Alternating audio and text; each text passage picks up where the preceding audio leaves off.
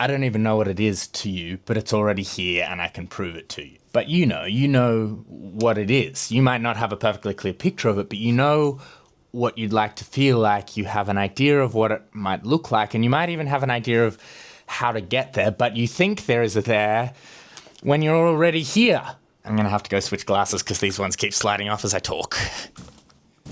Now, if you're sensible, you have a couple questions. If I'm already here, why do I feel so far away from where I want to go? Or even more simply, sure, internet man, you can argue that I'm already there, but I still feel the same as I did 10 minutes ago, and so it doesn't really matter if I'm there or not because the whole point is to feel different. So how do I feel like I'm there? That'd be a very good question, because now you'd be asking exactly the right question, not how far away am I technically from the thing, but why don't I feel like I'm in the place that I'd like to be? Instead of asking a question of circumstance, you've started asking a question of experience. Instead of trying to change your circumstance in order to change your experience, now you're looking right at the core thing, the experience.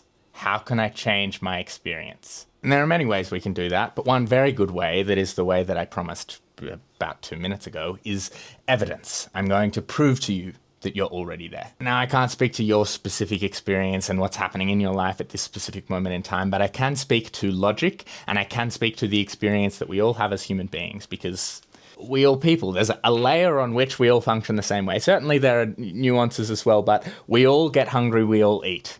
If we're starved, we crave. What works for one animal works for another animal. What works for one human works for another human. And if you are starving, you will crave. And what are you starving of right now? That is the pathway by which I will prove to you that it's not even just around the corner. You're already there. I want you to do some stopping and starting here. I'm going to ask you some questions, and I just want you to come up with quick fire answers. They don't need to be deep, they don't need to be super complex, but just after I ask a question, pause for a sec, have an answer, and then we'll continue. That's how we're going to follow this along, so you can see it playing out in your story and how it works for you and what your journey looks like and how you are where I say you are. In the past, what has led to you growing and changing as a person?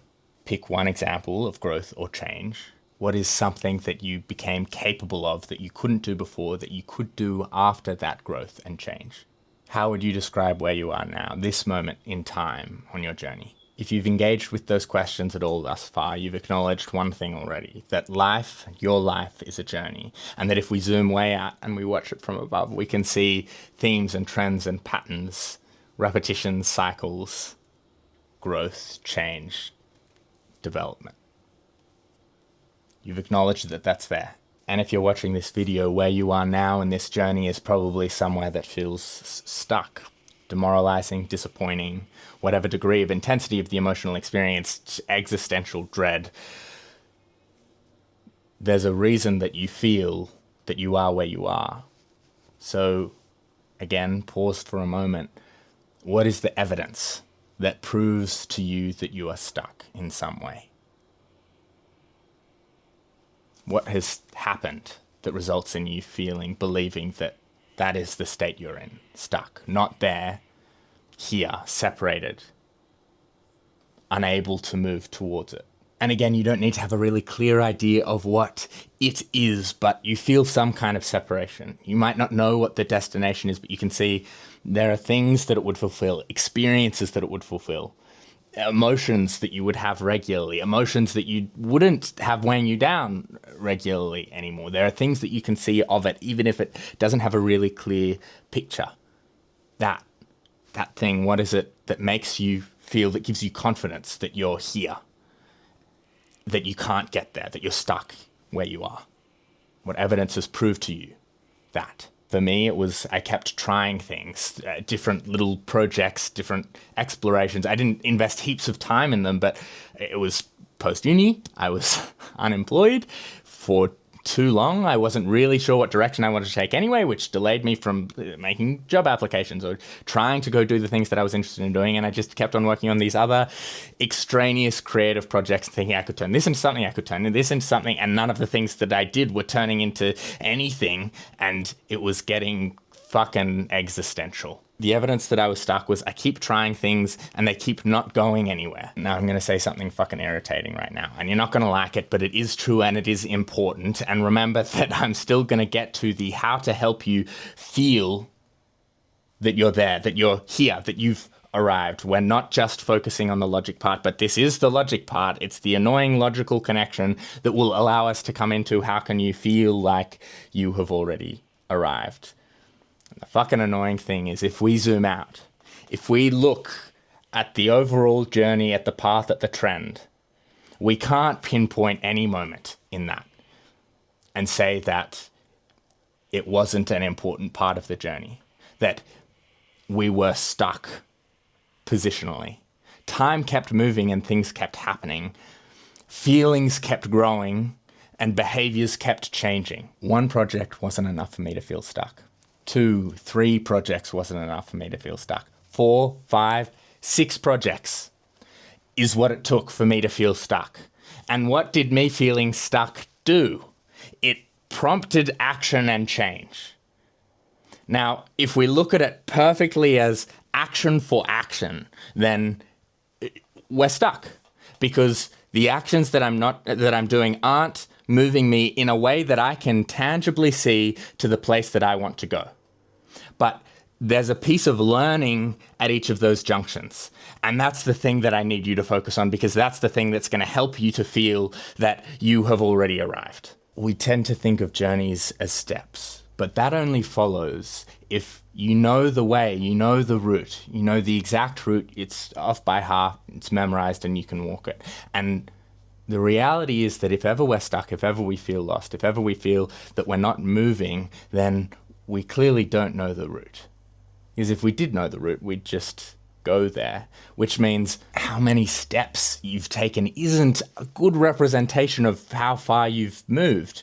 Even distance from the destination isn't a good representation of how far you've moved, because you don't know the way to your destination and you need to find a way to your destination, which means that the metric, the best measurement for the steps along the way is not space, it's not distance, it's not the length of a stride. The best measurement for how far away you are is the lessons. And by lesson, I mean many things. There's insights that you come across about yourself, reflections about the world around you, philosophies, convictions that you come to, skills that you develop, things that you understand more deeply, information that you gather that helps you understand how to navigate, move more easily, how to interact with people, self-esteem, confidence, lessons about the interpersonal. All of these things are lessons, pieces that are necessary to the journey. And for me, there were lessons in each of the things, each of the projects that didn't go anywhere, that didn't turn into a money-generating, a revenue-generating activity, as though revenue generation is a good representation of how far you've come. Because if we zoom out, revenue generation isn't really part of the journey. It's a thing that happens within it. The journey is not any tangible metric really at all. It's where you move. It's who you are becoming. It's how you are changing as a human being, and we are capable of changing very little in our lifetime. And the best way to change very little is to feel that you are stuck and not going anywhere, and that you don't know how to go anywhere, and therefore you aren't going anywhere, and therefore you don't try and it loops back in on itself. And the best way to go many places is to assume that there's something to be learned from where you are now, to glean the insights from what's making you feel stuck, what's making you feel like you can't be somewhere, can't get somewhere. Glean the insights that say, here is the path. And there are always insights of that kind, because the friction that we feel where we are, points us to a path that works for us, that gives us energy and motivation. That's what I talk about mostly here, the motivation side, the self-discipline side, which is definitely part of the motivation thing. Don't take that to mean that I support self-discipline and the self-discipline narrative at all. Anyone who's been around here knows that that's not the case, but that is a tangent. The point being that if we can remove the friction, then we can make the path easy. We can make it flow, but we need to learn how to remove the friction. And we learn how to remove the friction by observing the friction. And we observe the friction by being present and trying to learn from our situation. Saying, wow, this is painful. What's making it painful? What's making it hard? If everything's hard constantly, it's going to exhaust us. We need to find ways that work. There's no point in just doing the hard thing intrinsically. The hard thing has to be getting us somewhere. And getting us somewhere doesn't mean physical movement. It means internal change. It needs to be leading us through internal change in some way, because we need to change as a person in order to change the things that happen in our life. That's why I asked you those questions in the beginning. You've changed because of circumstances, largely because of an imperative. You had to change because of the things that were happening around you, because of things that happened to you. And you could grow through it, learn from it, whether in the moment or over time beyond, or you could succumb to it. Fall down, collapse, stuck yourself. I hope you're starting to see that stuck then, being where you are, that feeling that you're anywhere but there, is created by how we're perceiving what the steps really look like. Perceiving that the steps that we are actively taking don't count. The internal growth steps, whether that's an active thing or just the passive, I'm getting resentful of being where I am, which is a necessary growth in feeling that will end up driving you towards change. We invalidate those steps, those pieces, those important pieces. If you've resonated with that at all, it's because I can speak to the universal human experience. We all have a growth in feeling that eventually drives us to change things, which means those are the important steps. And we're invalidating those important steps in exchange for saying, I haven't technically moved geographically. I haven't technically moved financially. When those things, the geographical movement, the financial movement, the success, fame, whatever, the happiness, those are reflections of the internal change, who you are becoming. The output happens naturally when the internal world reflects a capacity to create that output. When you know how to make money, then you can make money. First, you need to learn how. Part of that might be deconstructing identity stuff around wealth. A little thing that's an example for me that I realized every time I started to hit a particular financial threshold for the first couple of years of business, then I'd sort of wind back the amount that I was doing, just sort of unconsciously. It was like, oh, things are okay now, because I don't need to go above and beyond that. I don't need to push myself beyond that because things are okay now. And then I learned that part of that intrinsically that was coming up, that was making me embody that behavior, was the more success, the more wealth, the more seen I become, the more threat there is to people seeing me as a fraud, people saying that I don't know what I'm talking about, people saying that I shouldn't talk about these things if I'm not a psychologist. And I have beliefs like people can take what they want from the things that I say, and I'll try my best not to say anything irresponsible. I'll be attentive to that. But you're a capable human being who can decide whether this resonates and has a usefulness to you or not. Whether you want to get angry and react, and that's not in my control. And that's okay. And that's something that I had to learn to reconcile just in order to keep doing the work that would enable me to make more money. The money is such an extraneous side effect. Like, it's so superfluous. It's not central to any of that internal narrative, that journey that was happening within me.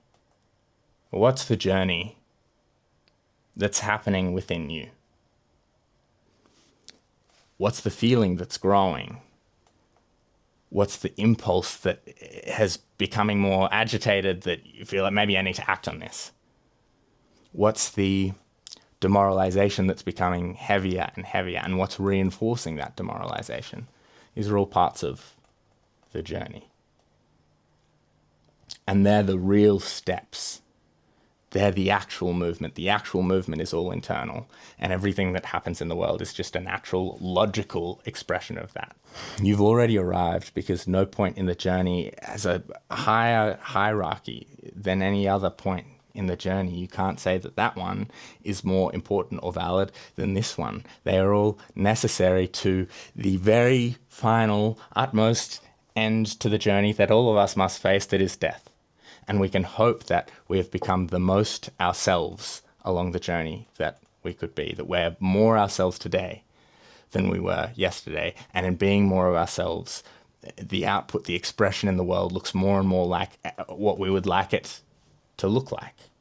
It's a very interesting correlation between what you find exciting and how you become more you The best expression of you is an embodiment of the things that you find compelling and exciting. That's how the you-ness comes out. And so if you're following that your whole life and you're learning to embody that your whole life, you're moving within yourself so that the outward movement leads you towards more of the excitement, the exciting things. Like I'm doing this now and talking about these ideas that I find compelling, and I've got a coaching business that's working well and is exciting and moving in other interesting directions. These are all outward expressions of this internal journey that has been happening within me, and they're all things that I find exciting. That the excitement manifested because I'm letting the things happen inside me that allow me to move towards the excitement, meaning that this moment is as important as tomorrow, is as important as a week from now, and it's all an essential part of the journey, and it all has the excitement of moving towards the things that you find compelling. And that is how we feel like we've already arrived, how we feel like we've already arrived. Yes, I hope you can see the logic of it's not just around the corner. You're already there because there's no hierarchy in the journey. But how we feel that is by bringing the excitement that we want to reach a little bit into here now. And we do that by taking a step that has a piece of the excitement in it.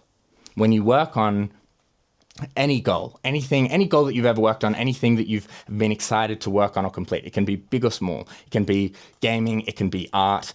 You had, and we'll say, an idea for a drawing, and you had to learn first how to sort of do the basic line work, the basic structure. Maybe you traced a bit just because you wanted to make this work. And then you had to learn a little bit about like color values and contrast so that you could paint the thing that you wanted to paint, at least broadly, accurately, and then have this final output that you really wanted. There were pieces in the middle that had to happen. And by focusing on the little piece right in front of you, you brought a piece of the final thing into that moment. The excitement of drawing those first lines is exciting because you're excited to make those lines into this vision, the step that you're working on now. And there are so many other ways we could put this, phrase this, help you with this. And please let me know in the comments if you want that. But the piece that you're thinking about now needs to feel like a big enough contribution to the exciting thing in the future that it's worth doing. It needs to have enough of the excitement. And the bigger proportion this current piece is, the bigger percentage of the distance between you and the thing you want to get to, that it takes up. The bigger percentage, it's a 20% step. There are 5 steps-ish. That is going to feel like it has more of the excitement than if it's an 0.5% step. So we need to bring parts of what we find exciting into now. And that allows us to change. That allows us to hold on to the, I'm already there. Because the there is the excitement. The there is feeling impassioned and energized and curious and interested and involved and present. That's the it for all of us, though it looks different. Each of our versions are separate in some kind of a way. For all of us, we want to get to the excitement, to the fulfillment of the us thing, to the some satisfaction of the us thing.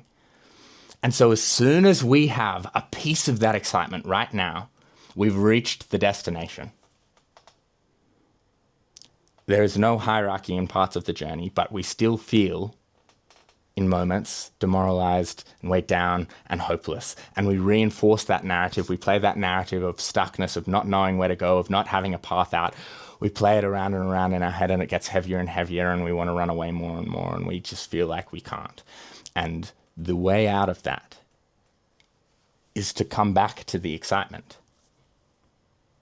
If we know that dwelling and ruminating and cycling through that feeling is going to keep us where we are, it's going to make it heavier and harder to move until it builds so much that we get to the point of existential dread and panic attacks and we have to make change, at least as the story was for me. It's still helping us along the journey, but in an albeit much less pleasant way. If we can instead come back to the excitement, interrupt those ruminations and come back to the excitement, the compelling thing. Find a way to bring that exciting thing into a little piece now. Not perfectionism, not it all has to be perfect all at once, a piece, a fragment of it. Now we've reached the destination because the excitement that is in the thing is in this moment now too. And any excitement that we would feel in the moment of fulfilling the thing, though it might be in some way to a greater intensity, it will be brief and it will pass. And the next thing that we need is another excitement to jump on. And so it can't be about getting to the excitement. The purpose of the excitement is not to get there. The purpose of the excitement is to bring a piece of it into now so every moment can be full and energized and moving us in a direction we find compelling.